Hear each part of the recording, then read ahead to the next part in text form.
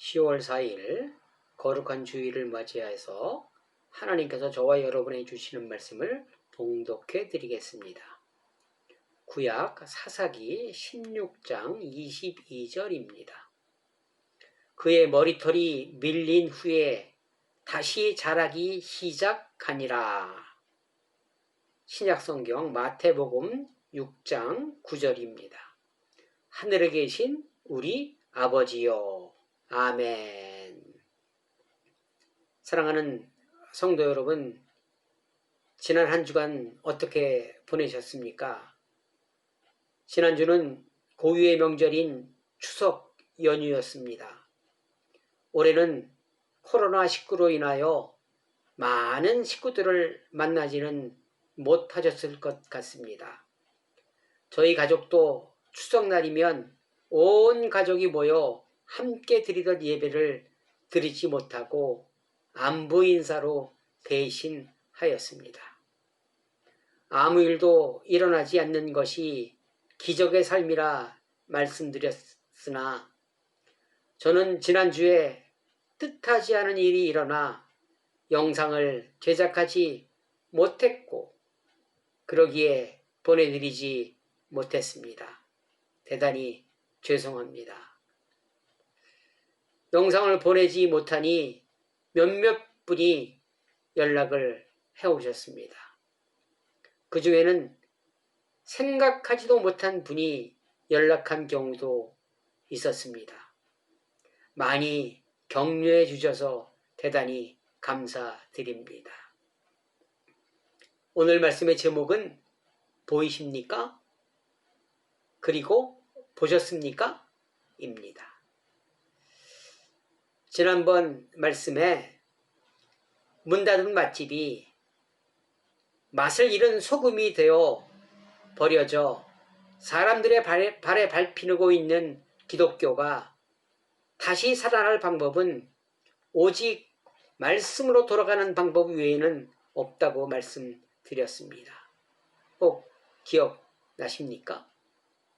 그 많던 손님들, 다시 찾지 않는 맛집이 회생할 수 있는 방법도 잃어버린 레시피와 제조 방법과 신선한 재료와 정성을 되찾을 때 가능한 것입니다.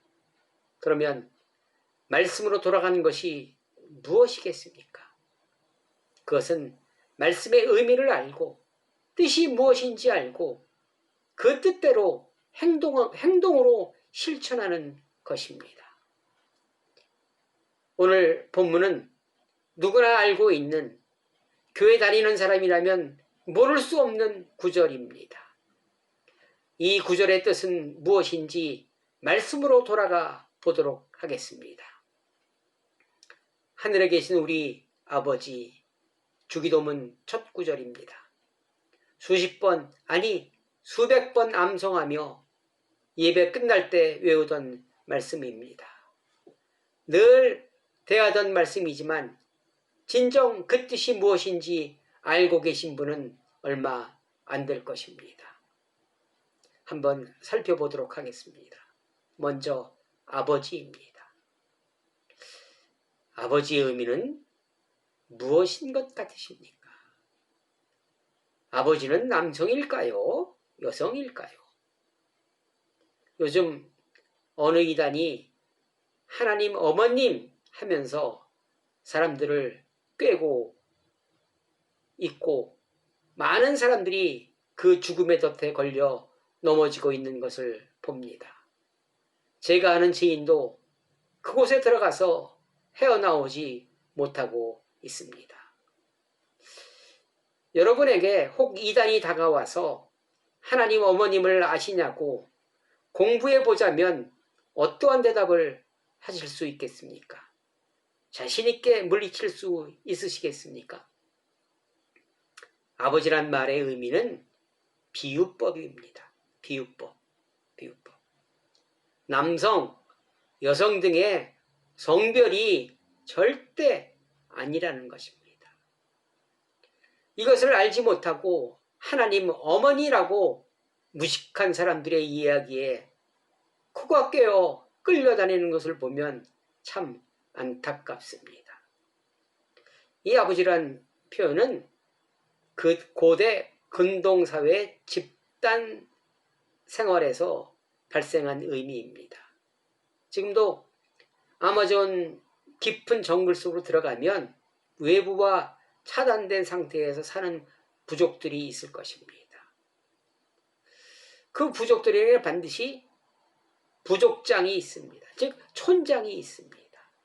또 그리고 우리 옛날에도 우리 대가족 시대에 가장 어르신들을 표현하는 것이 아버지라는 의미를 가지고 있습니다. 이 아버지는 어떠한 결정을 할 때 촌장이나 어르신의 결정에 따르는 것과 같습니다. 그리고 아버지는 가정에 자식의 어려움을 해결함으로 가정과 자식들을 지키는 의미도 있습니다. 아버지는 또한 가축도 기르시고 우리의 아픔도 아시며 우리의 생사를 책임지시는 분을 의미하고 있습니다. 그러기에 아버지는 우리에게 생명을 주시는 분입니다. 우리의 안전을, 우리의 아픔을, 우리의 필요를 채워주시는 분입니다. 우리가 생각하지 못한 계획을 가지시고 우리를 인도하시는 분입니다. 경륜의 아버지이십니다. 또한 그뿐 아니라 아버지는 우리에게 모범을 보여주시는 분입니다. 삶으로 우리를 인도하시는 분이기도 합니다. 내가 거룩하니 너희도 거룩하라 하시면서 삶으로 모범을 보여주시는 분입니다. 이것이 아버지의 의미입니다. 절대 성별이 아니라는 것을 명심하시고 이단의 유혹에 넘어가지 마시기 바랍니다. 이런 아버지를 우리 아버지라고 부르고 있습니다. 나의 아버지가 아닌 우리 아버지입니다. 우리는 단수가 아닌 복수입니다. 여러분이 기도하실 때 혹 대표 기도 하시는 분들이 나의 아버지라고 말씀하시는 분들이 있습니다. 이것은 잘못된 표현입니다. 우리는 복수이기에 나도 아버지라 부를 수 있지만 이웃도 아버지라 부를 수 있다는 것입니다.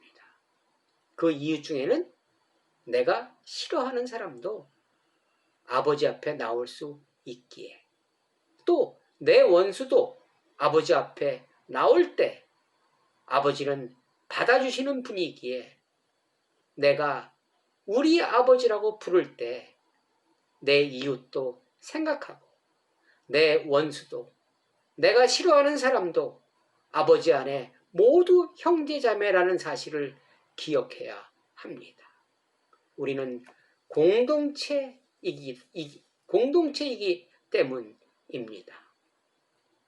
내 원수도 사랑하시기에 나도 내 원수를 싫어하는 사람도 함께 사랑해야 한다는 의미입니다. 결코 쉽지 않은 고백입니다. 그러나 우리 아버지이기에 나도 사랑할 때 우리 모두 건강해질 수 있다는 의미입니다. 그런 아버지를 우리 아버지라고 내가 부르고 이웃을 생각하며 살아갈 때 우리 모두는 건강해질 수 있다는 것입니다. 그리고 세 번째로 하늘에 계신입니다. 우리 아버지가 하늘에 계시다고 합니다.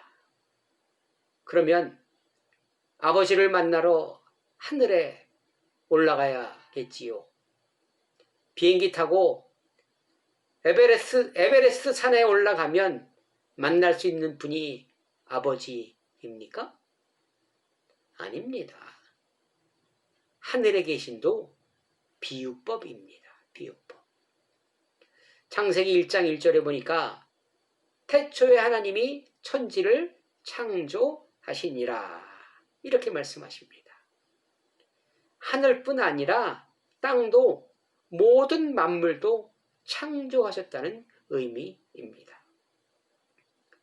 그러기에 내가 볼 수 있는 모든 만물 속에 하나님은 임재하시며 세상의 모든 만물에서 하나님을 볼 수 있어야 한다는 의미입니다. 오늘 말씀 제목 보이십니까? 의 의미는 만물에서 하나님이 보이시는가? 만물에서 하나님이 이 세상의 모든 만물에서 하나님을 볼 수 있는가? 라고 질문한 것이기도 합니다. 들에 핀 백합화에서 부모님의 흰머리카락에서 농부의 굵은 주름에서 추석 둥근 보름달에서 하나님을 볼 수 있어야 합니다. 그런데 과연 그런 하나님을 볼 수 있는 눈이 있는가? 이것이 문제입니다.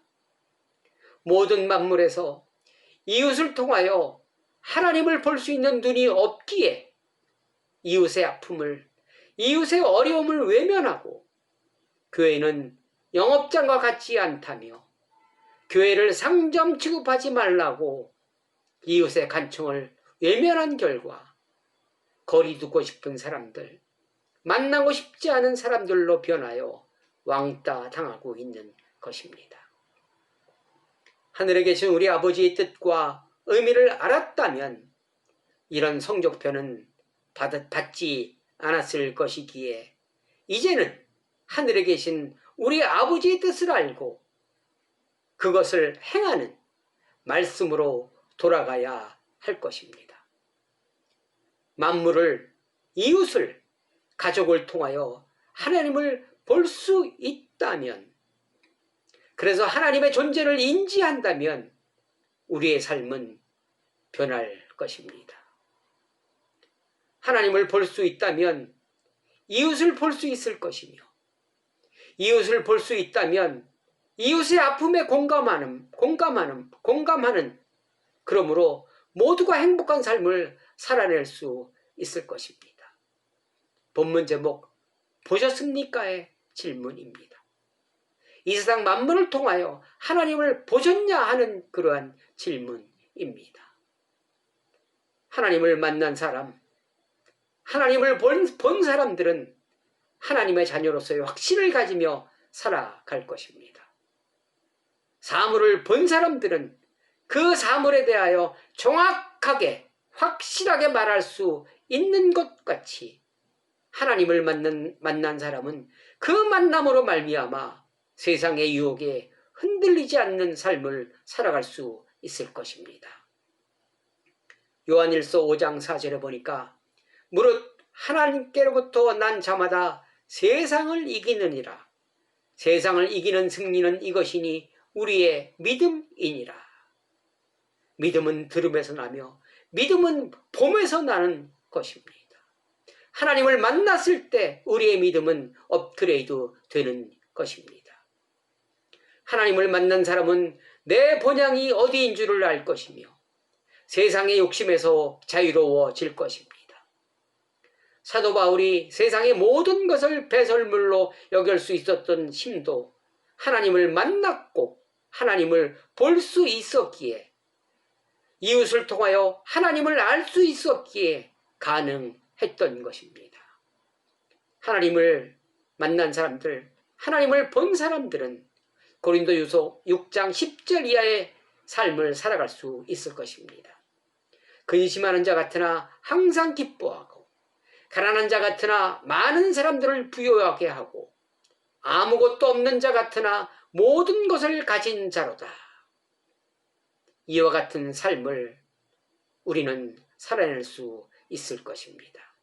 또한 누가복음 15장에서 탕자가 아버지 집으로 돌아왔을 때 그 아버지는 그 아들에게 의복을 입히고 반지를 끼워주고 신을 신겨 주었던 것입니다. 돌아갔을 때 일어나는 일들입니다. 돌아가지 않으면 변화가 없는 것입니다. 그대로 밟힐 뿐입니다. 또한 말씀으로 돌아갔을 때 우리는 장자의 삶을 살아낼 수 있습니다. 아브라함의 하나님, 이삭의 하나님, 야곱의 하나님이어서 육신의 차례대로라면 루벤의 하나님이 되어야 할 텐데 그렇게 되지 아니하고 요셉으로 장자의 계승이 이어진 것과 같이 하나님과 함께하며 하나님 진리의 말씀으로 돌아갔을 때 안진뱅이를 일으키는 은과 금은 없으나 예수 그리스도의 능력이 있는 삶을 살아갈 수 있을 것입니다. 그러나 지금은 은과 금은 많이 있으나 예수님의 능력이 없는, 그래서 안진뱅이를 일으키지 못하는 이웃에게 밟히는 시대를 살아가고 있는 것이 아니겠습니까? 사랑하는 여러분, 이번 추석에 무엇을 보셨습니까? 고향 가지 못하는 그런 이웃들을 통하여 하나님을 느껴보셨습니까? 불안한 이 시기에 또다시 광화문에서 집회를 하시겠다는 분들을 보면서 무엇을 느끼셨습니까? 그 중에 어느 목사님이 계시더라고요. 그분은 이웃에게서 하나님을 보지 못하신 것 같습니다. 그분도 얼마 안 있어 결산날이 임할 텐데 무엇라 말씀하실지 걱정이 됩니다. 올 추석은 유난히 달이 밝았습니다. 그 달 속에서 하나님을 보았다면, 하나님을 느꼈다면 여러분의 삶이 달라질 것입니다. 혹 불멍이라는 말을 들어보셨습니까? 타오르는 불꽃을 보면서 멍 때리기 하는 것이 불멍이라고 합니다. 저는 이 불멍을 보면서 떨기나무 불꽃에서 하나님을 만난 모세를 생각해 보았습니다. 모세는 불타는 떨기나무에 다가갈 때 무엇을 생각했을까요? 불안했을 것입니다. 그리고 겁이 났을 것입니다. 또한 기대도 했을 것입니다. 불안하고 겁나고 기대되는 것이 믿음의 생활, 신앙생활이라고 합니다. 불안한 삶이지만 하나님의 인도함에 그분의 능력을 기대하며 한 발 한 발 함께 가는 것이 신앙생활입니다. 말씀으로 돌아갔을 때, 성령 충만했을 때 사도행전 4장의 역사가 일어납니다.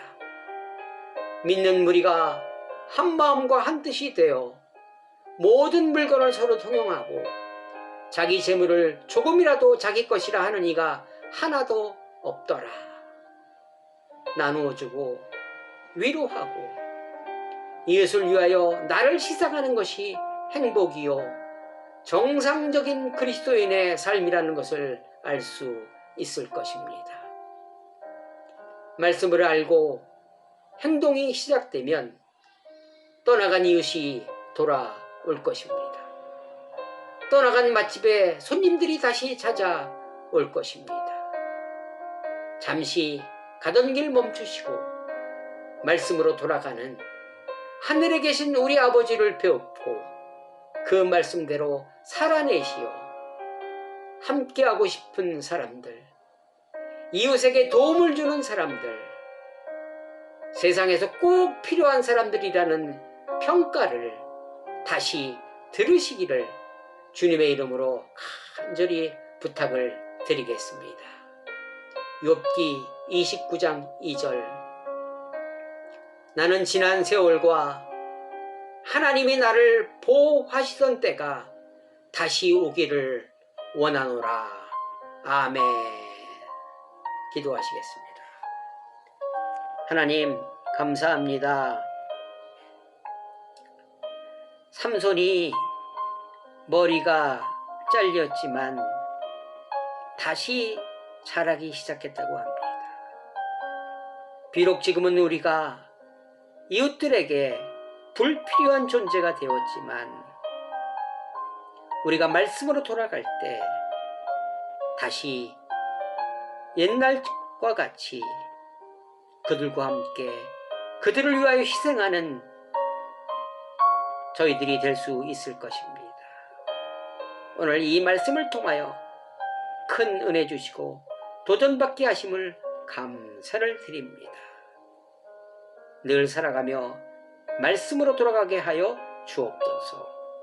감사하며 예수 그리스도의 이름으로 간절히 기도드리옵나이다. 아멘. 이 말씀을 통하여 나에게 어떠한 말씀을 주시는지, 나에게 무엇을 요구하시는지 깊이 묵상 시간 갖겠습니다. 묵상하시겠습니다. 주님.